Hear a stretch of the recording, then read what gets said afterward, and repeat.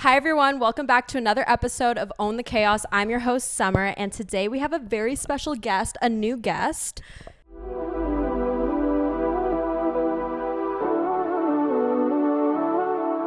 Miss Paris. Hi, guys. How are you? I'm so good. How are you? I'm so nervous for some reason. So Paris is the second new guest on Own the Chaos. For this season, we're trying to bring in new faces, and Paris was actually one of the people that actually do you want to explain? Reached out. Yep, she reached out. She said that she wanted to be on pod, so now we're here, and I'm so excited that she's here. She actually has a lot of really good things to talk about. I'm going to have a phone out just so I can keep on track and make sure that I know what the fuck is going on. But yeah, let's just get right into it, shall we? Yes. Okay, so how do we know each other? We know each other from high school. Mm-hmm. Even though it's kind of funny, like we really don't know each other. No. We would like see each other in passing or like I've heard of you, but other than that, like nothing really. I came to you once to get my lashes and brows done, and that was it. Yeah, we've never had like an actual, like I feel like we've had like those little small conversations here and there, but I don't think we've ever gotten to like know each other. Yeah. Like ever. No. Because you're also a year younger than me? Yeah. Are you an 03? Yes. Okay, yeah. So she's a year younger than me. So yeah, we've literally never really had an interaction. But like when you reached out, I was like, oh my gosh, wait, I know this Pookie. Like let's do this. Yeah. And like being in a small town, like we went to the same high school. I saw you every day. Yeah. Walking the halls. Yeah. And like we just weren't in the same friend group. I know. I find that so weird. Like again, when you're in a small town, it's everyone knows everyone, even if you don't know the face or the name, you know, like one or the other. Yes. It's like, oh, like I don't know what this person looks like, what age they are, but I know that name. Like, and I find that special. Am I allowed to say that? Uh-oh. Am I allowed to say that? I'm just gonna blur that. Well, the town that we're from, I find is so connected. Yes. In some way, shape, or form. And I feel like it's like a 5-year age gap. Like for some reason, everyone within like the 5 years knows something of someone. Yeah. Everyone knows everyone. Yeah, it's definitely a little bit weird. Yeah. And I find like stuff like this, like we were talking about this before we actually started recording. Like you were talking about how it's pretty nerve-wracking coming on a podcast, especially doing a podcast with someone that's from a small town, same small town as you. It's extra nerve-wracking because it's not like a big city where it's like, okay, who gives a fuck? Like if you go into a grocery store, you're running into someone. Yeah. Who knows if I'm going to go to like Walmart and see people that listen to it or watch this. And they're like, oh my gosh, I watched your episode. Yeah. I'm like, hey. Hey, how's it going? Paris, I want you to tell us why you came on pod today, because again, she did do like our little application process and she gave me a really cute story, and I just want you to tell them why you came on. I basically just emailed saying like, I don't have anything crazy interesting. However, I am in a long-term, long-distance relationship with a pro athlete. Surprise! Surprise! Which is crazy.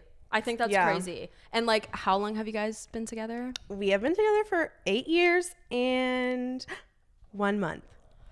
In like a couple days. 8 years? Yeah. Wait, I thought it was like 6 years. 8 years? Yeah. September 19th, 2017. Oh my gosh. Okay. Wow. 8 years? Mm-hmm. When did you guys start dating? Like, how old were you? I think I was 13 turning 14. Oh my God. Grade 9. That's insane. Is that how old you were in grade 9? What, 13? Yeah. I think it's like 13, 14, if I'm not mistaken. Because I have a late birthday. When's your birthday? October 6th. No, you were not 12 going into high school. 13. Yeah, right? you're definitely 13. Yeah.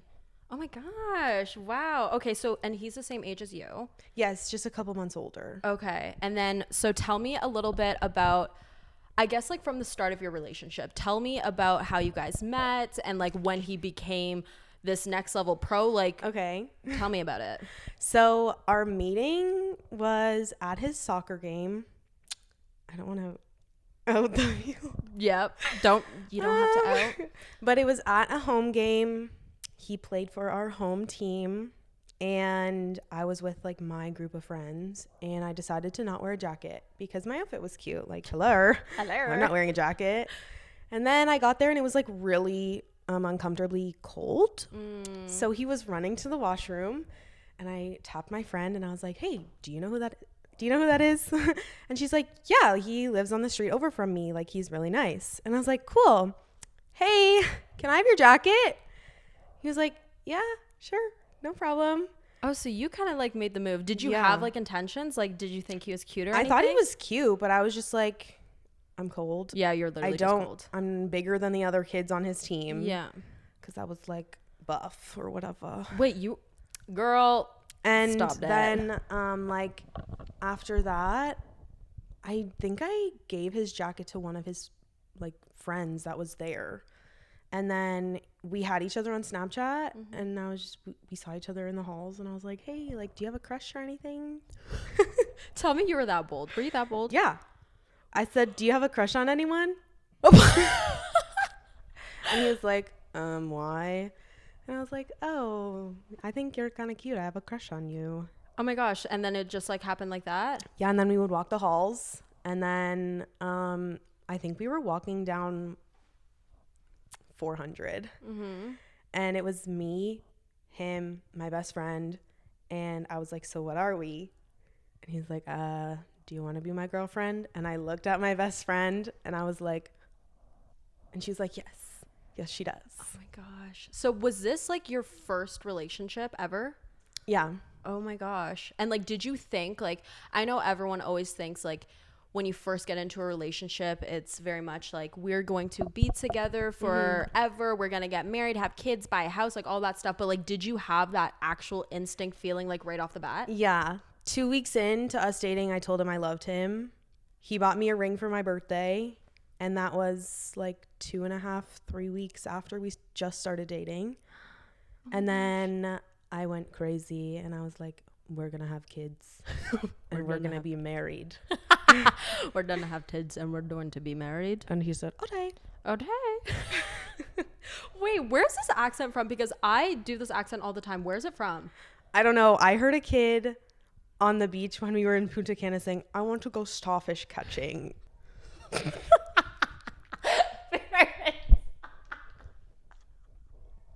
I'm sorry.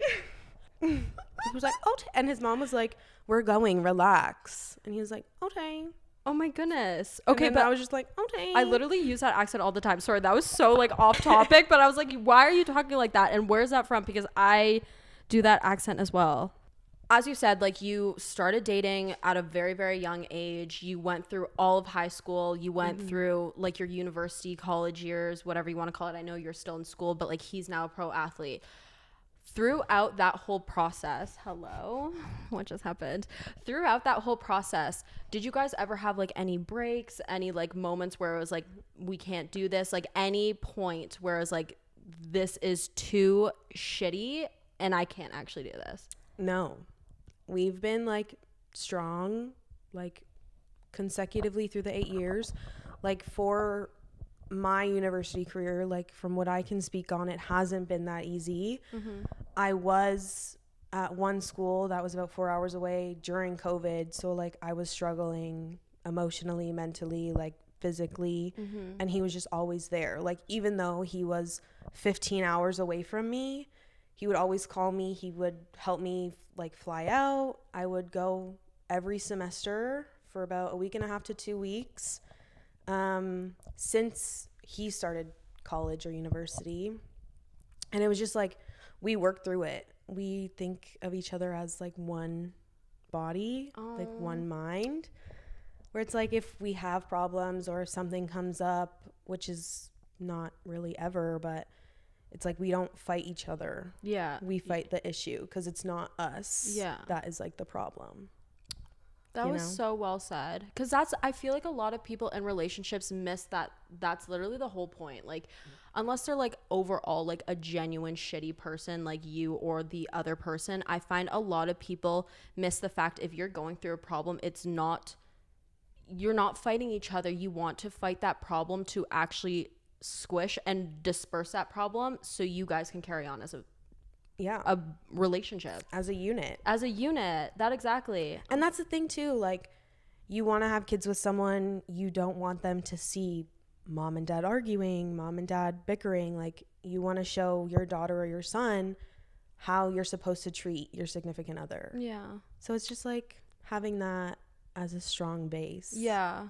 Is really good. Oh my God. Again, you're going from short distance to long distance and long term relationship. You're going through all of these things. Like, you guys have gone through obviously a lot as a partner, as a unit. What have you found like the most challenging, like from going from a short distance relationship to a long distance where he's now in Europe? I think it's honestly just the time frame of how he leaves. When he left for university, it was in the span of a week. So we packed everything up, we got the forms, we did everything, and he was gone. And when he left for Europe this time, it was in the span of 72 hours. So you don't really have time to process anything. It's kind of just like, this is what's happening. It's happening this day. And you just kind of like work through it. Did you like expect all of this to happen for him? Because I know that he was like a very strong athlete. Like, even when I was obviously in high school, like, his name was very bold within like athletics. And I remember his name, but like, did you actually expect him to like, I'm guessing he went to school in the US? Yeah. Okay, like, did you expect all of this to happen and like him to now be where he is today?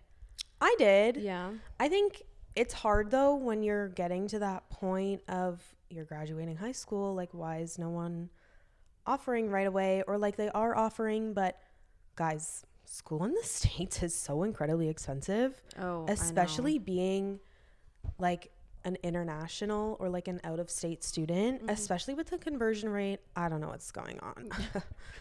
But like, we were like weighing options, and he was weighing options, his parents, like, he was talking to everyone about it. And then this one school reached out and was like, yeah, this is what we have for you. And it was like the best offer. It was a good school. Like, some of the athletes that played there previously have gone pro. And then during his years, 2 of the athletes that went there went pro. They won their league in 2023. So that like made it a good thing.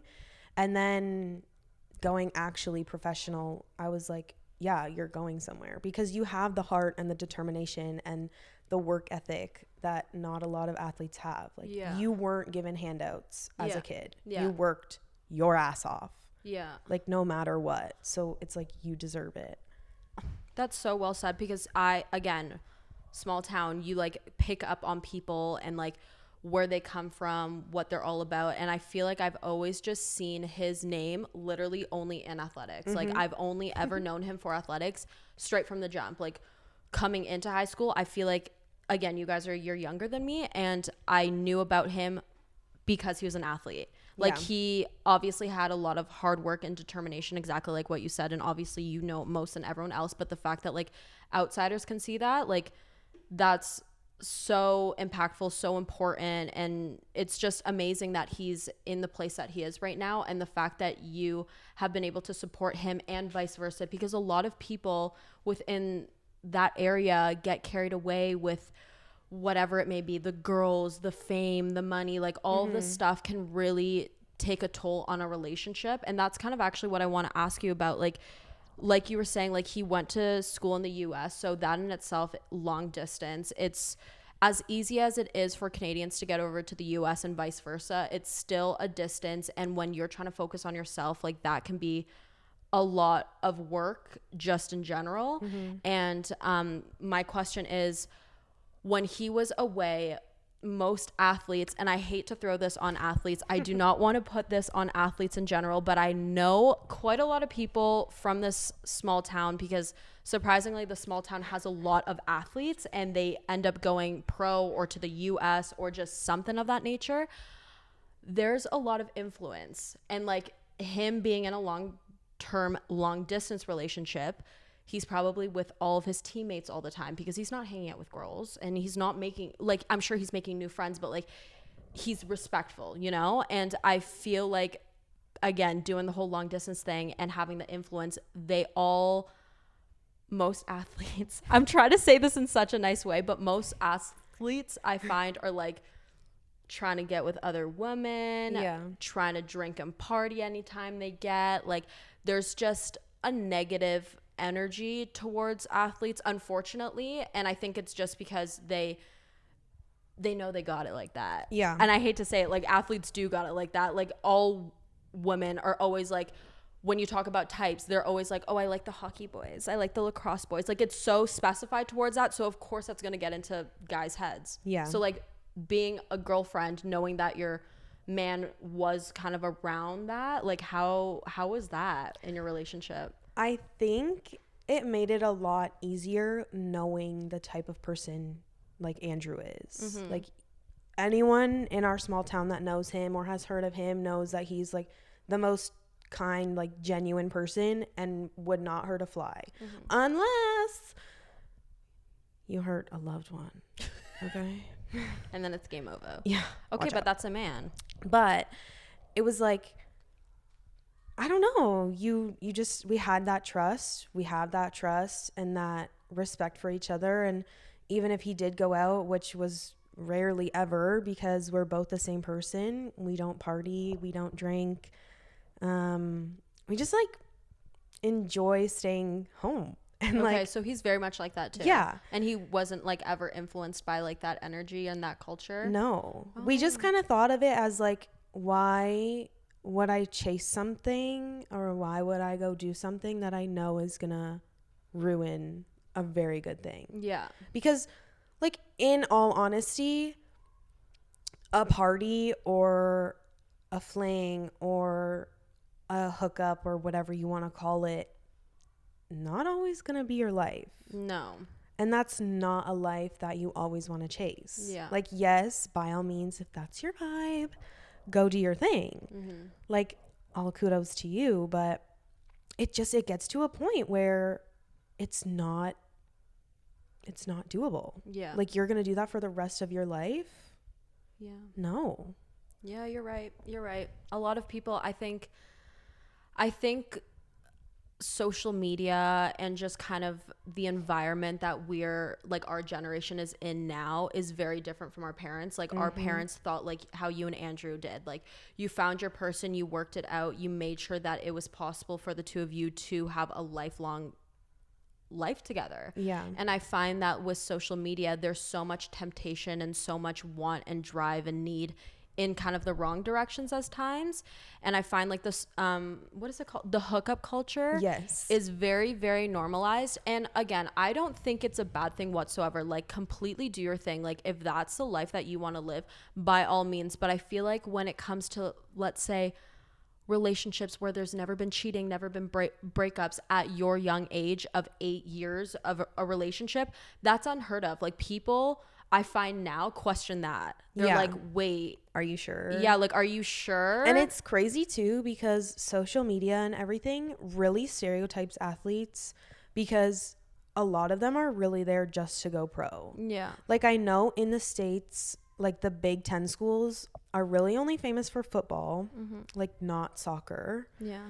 And it's like, yeah, the football players more often have the stereotypes because they make money. Yeah.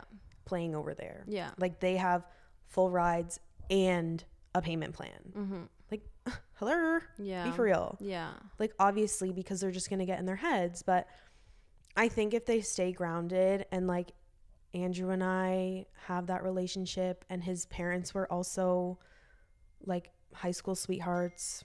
Stop. And everything like that. But I don't know. We also have faith in each other. We have faith in God. Like, we are religious together. So it's kind of like we know that there's a higher power for us. Yeah. And they have everything planned out and we're just like following their lead. Oh, that's so cute. You know? I love it. No, it's so good. Like, I feel like this conversation in itself and just like him being an athlete and stuff, like, again, like what I said, I have a lot of friends that are into like the stereotypical lacrosse player, hockey player. That's only what they want to go for. But they always have a follow-up being like, I don't want to date them. I just want to sleep with them. Because I feel like social media and just like word of mouth and just like the language in that area, it's just so toxic. But I know that there's good people in that area, and I'm not saying that people that are into like the hookup culture when you're in these crazy leagues or you're about to go pro, I'm not saying like they're bad or anything. It's just I feel like it's so normalized, and I just don't really get it. Like, you should just be proud of the sport that you're in, and just like you said, keep your head down. And again, hookup culture in general, love that for you. It scares the fuck out of me. But Literally. I don't know. It's a weird thing. A lot of people don't understand it, but I just feel so grateful to have him in my life and have gone through those stages of high school and university, and him moving so many times, coming home, leaving, the late nights, like going with him to training because that's our only time together, but we're still spending time together in the car. Yeah. And it's just like, it's hard for people to understand the little things when that's all a relationship is. Yeah. Because you're both still your people. Yeah. Like, you have your friends, he has his friends, you have your friends together, you have each other's families. But in the end, like, it's me and him. Yeah. Like, it will always just be like me and him, regardless of what happens. Yeah. Guys, I'm like getting sad about this. All right, we just need a quick little moment, but we're back, and we're going to now actually talk about Paris, even though she had so many good things to talk about when it came to athletes, when it came to long distance relationships. I think, like, for me, what I'm taking out of this is just actually stay true to yourself, stay true to your partner, and just know that everything is going to get better at the end of the day. But that's what my personal take was. What's kind of like your finalizing on that? Yeah, just like, your person is going to see every single part of you, the good, the bad, the ugly, the hurt, when you're like snot crying at 3 a.m. because you had like a bad dream or whatever. Like, just be you, because what's the point? Like, genuinely, what is the point of putting on a front to meet someone and then you're not going to be able to sustain that front for the rest of your life? Like, realistically, we have how many more years on this earth? Like 30, maybe 40, if we're lucky, because of all the chemicals and whatever that they decide to pump into the air. But it's just like, be happy. Enjoy the small things. You're not always guaranteed tomorrow. Like, never go to bed angry. Always say I love you. Always mean it. Just like, care for them the same way you would care for your child. I don't want to do this anymore. I'm just going to go cry in a little hole. Girl, you're so good with your words. Okay. Anyways, I'm just like, wow, I'm like speechless. Hang on. Let me like collect my thoughts for a second. I think how you word things and how you're so knowledgeable in this relationship, just know this, how you talk about your relationship and just the advice that you're giving, even though you may not think that you're giving advice to the audience, just shows what type of person you are too. Like, you have such amazing things to say and like such strong statements to put out there, and I think that in itself shows the type of person you are. And I think that it's just so special that you can talk the way that you're talking right now, because I feel like a lot of people will talk more about like the negatives or the buts or the what ifs, but you are just so confident in this relationship, and that just shows the type of confidence that I think you have as an individual. I like that you brought that up though, of the people only talk about the negatives, because if you're always talking to someone else about your partner about negatives, that person is going to get in your head. Regardless of what you think, they're always going to say, oh, well, why are you with them? Why are you letting them do this? Blah, blah, blah, blah, blah. But it's like, yeah, we just had an argument. Like, it was fine. Yeah. Why does it matter? Like, Yeah. But then you don't think about it because you're doing it so subconsciously. Good grief. Like, I don't know. I just always want to talk about the good parts, because that's really all we have is good parts. Yeah.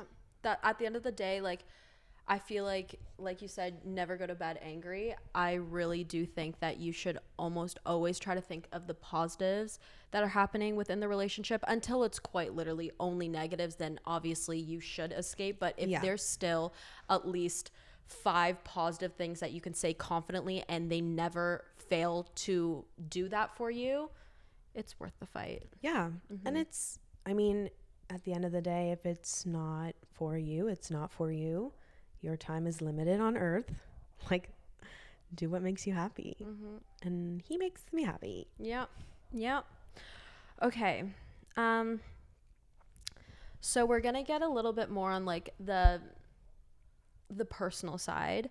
Again, like what you said on your email to Own the Chaos, you said some vulnerable things, and I feel like you may have a couple things that you're going to want to share and things that I definitely want to listen to.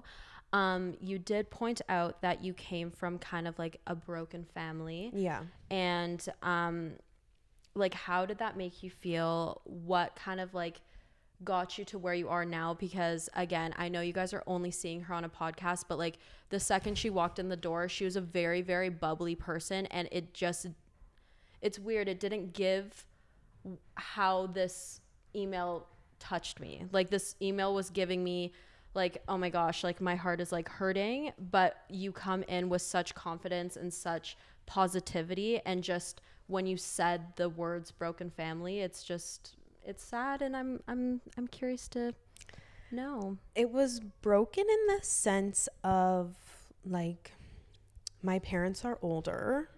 So my mom is turning 60 on Wednesday and my dad is 63. Okay. So they had me very late in life. I'm an only child. Oh, I did not know that. Yeah. Okay. So I learned to do things by myself. I matured very, very, very quickly. Like, I was home alone at the age of 6. I was baking French macarons at the age of like 11. Like, I had a whole, guys, I thought I was like a YouTube baker when I was younger because I had no friends. Oh. So I would like talk to my dog. Oh. I would talk to my dog and give her step-by-step instructions on how to bake like these luscious desserts. Amazing. You had your best friend, your dog. I made like my mom go out and buy all these things. And I was always in summer camps. I was always doing extracurriculars. I don't know. Growing up was kind of hard in the sense of like I had no self-worth because I was bullied in high school. Or I was bullied in high school a little bit, but in elementary school, I had a gap between my teeth, which was kind of like very strange. My family has no history of it. And I just came out and I was like, surprise, here I am. But I didn't have the picture perfect teeth, but I had the money. So I was used quite often. Like, I was giving my friends Coach purses in grade 7 for birthdays. Girl, what? Because I was buying my friendships. Oh, okay. Because no one really wanted to hang out. I think I had like 3 friends, but then one would kind of bully me in and out because her friend was bullying me. Okay. And then, I don't know, I just grew tough skin. I got braces. I was into like boy things too. Like, I was always mountain biking. I was playing Minecraft with my neighbor in his house. I didn't really have the girly things with my mom because she was always working. She would leave the house at 7 and my dad would pick me up from daycare and she wouldn't come home until like 9:30, 10 o'clock. So like, I really never saw her unless it was on the weekends and we were shopping or I was riding. Okay. But I don't know. I found what worked for me at the time and I just kind of rode with it. Touching back, I'm like kind of blanking on what I was going to ask. You said something along the lines of like you had to buy your friendships.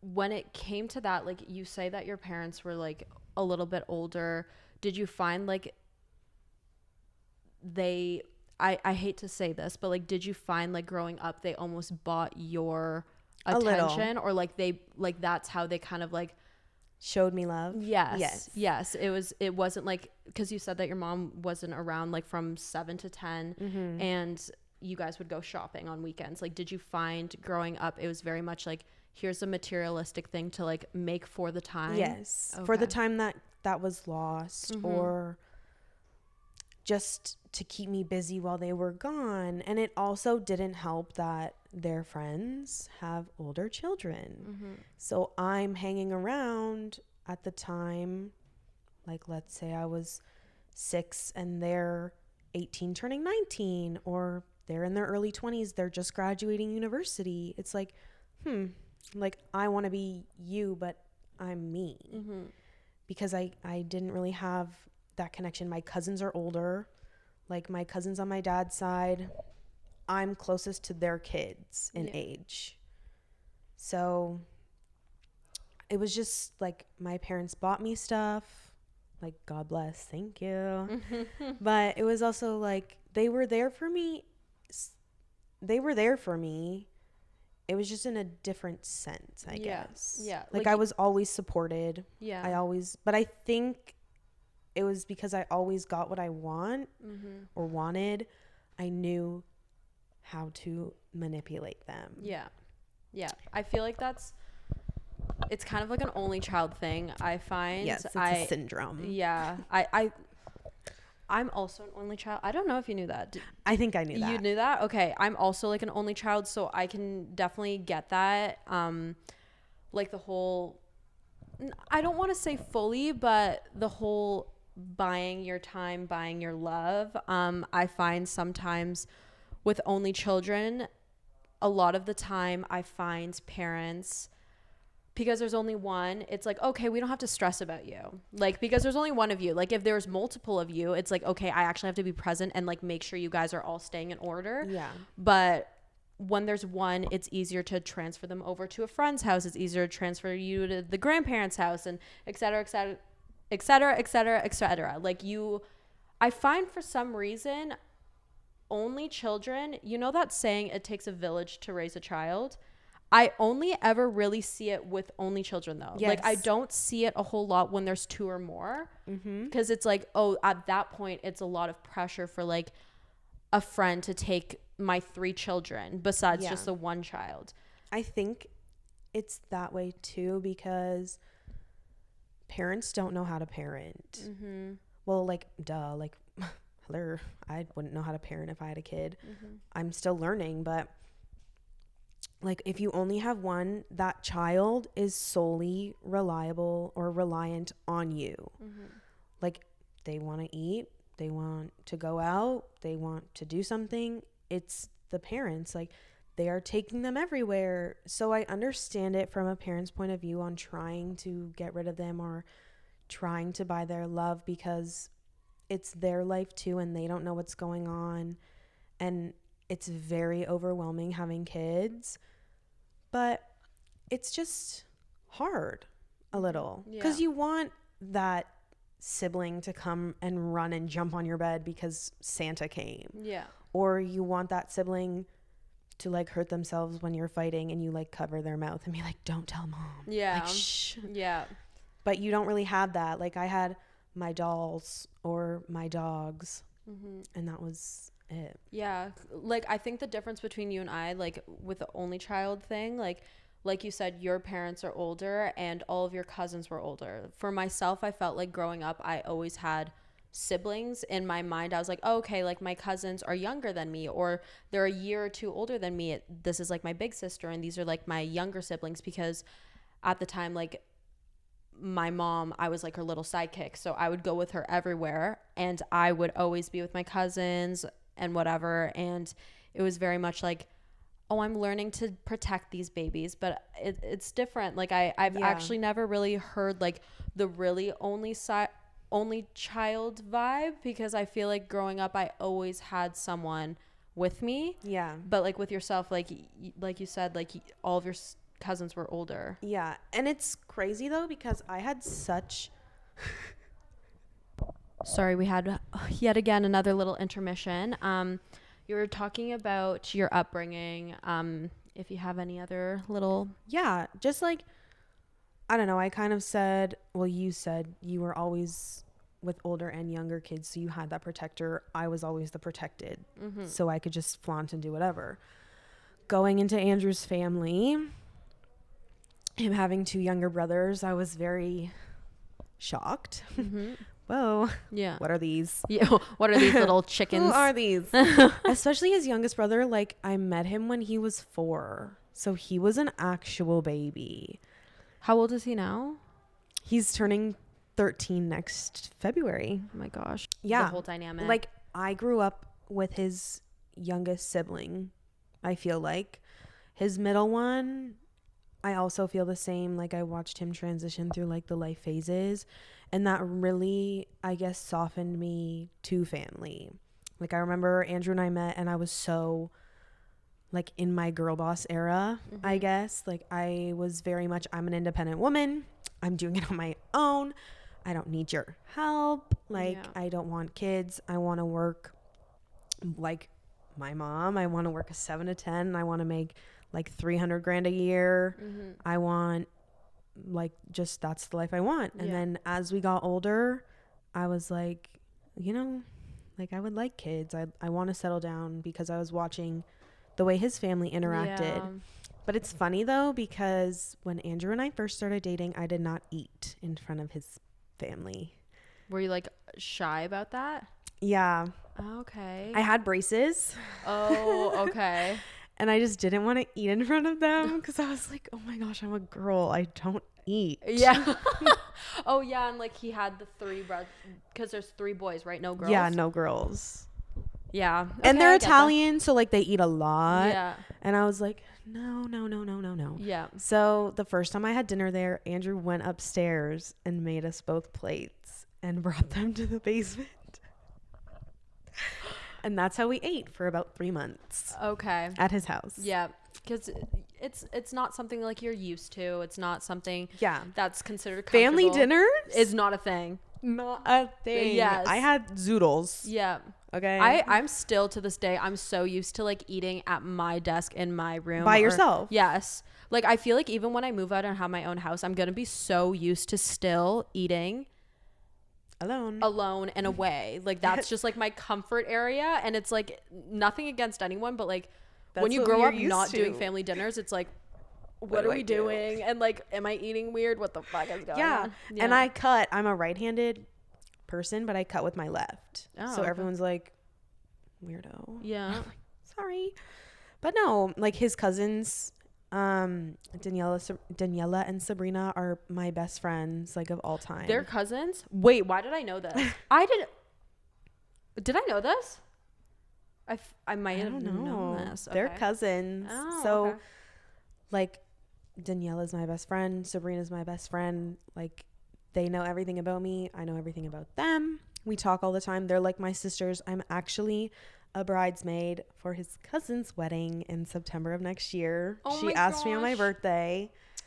And it's just like that sense of family really like touched my heart, because I never really had it's that. The Italians too. Like I feel like the Europeans, especially, like for some reason, like I personally find anytime you walk into like a European household, they're like strict as shit, but they're the most welcoming, comforting, eat your brains out kind of people. And it's so weird, because it's like I find like for like my white side, it's very much like, oh hey, and like just do whatever the fuck you please. But like with Italians, it's very family oriented, and it's weird coming from a family that's not very family oriented. Yes. And I go to every single family occasion, even when he's not here. Like I was at Thanksgiving for his mom's side. I was at Thanksgiving for his dad's side. Oh my and gosh. his no, which is his grandfather, like loves me. I love him. He's the cutest little man ever. Oh. Like I got Andrew's jersey when he was overseas and like for his first game, and his nono called and was like, make sure she wears it to my house when she comes over next. And I did, and he got so excited. It was so cute. That's so cute. So we're gonna finish this off with our rapid questions. So like it said, I just ask you a question, answer with the first Rapid thing fire. that comes to thought. First thing that comes to mind. Okay, so long distance or short distance, which one do you think is harder? Long distance. Yeah.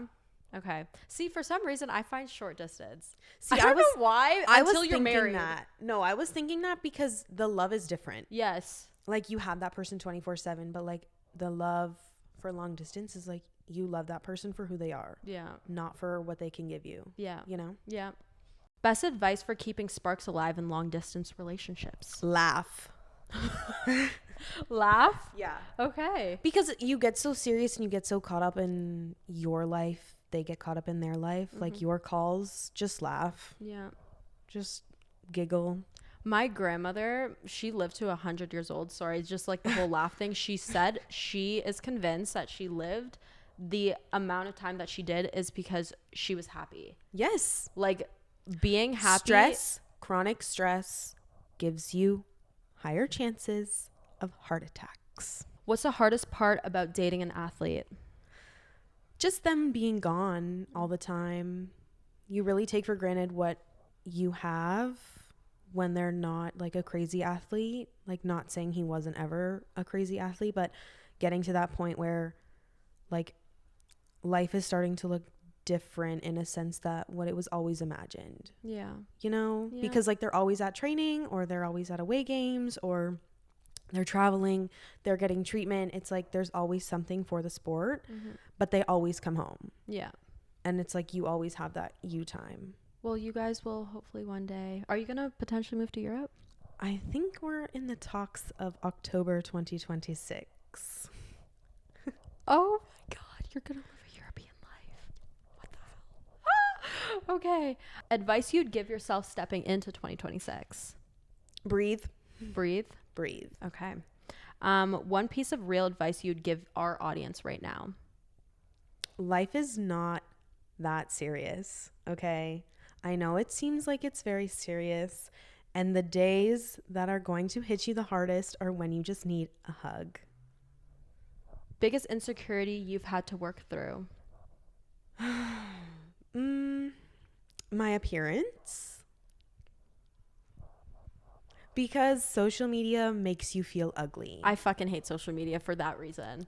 I hate social media for that reason. I love social media, but I hate that it makes people feel like they have to fit this certain box to feel beautiful or feel wanted or needed or appreciated by any other eye that's not their own. I hate that part of social media. Yes.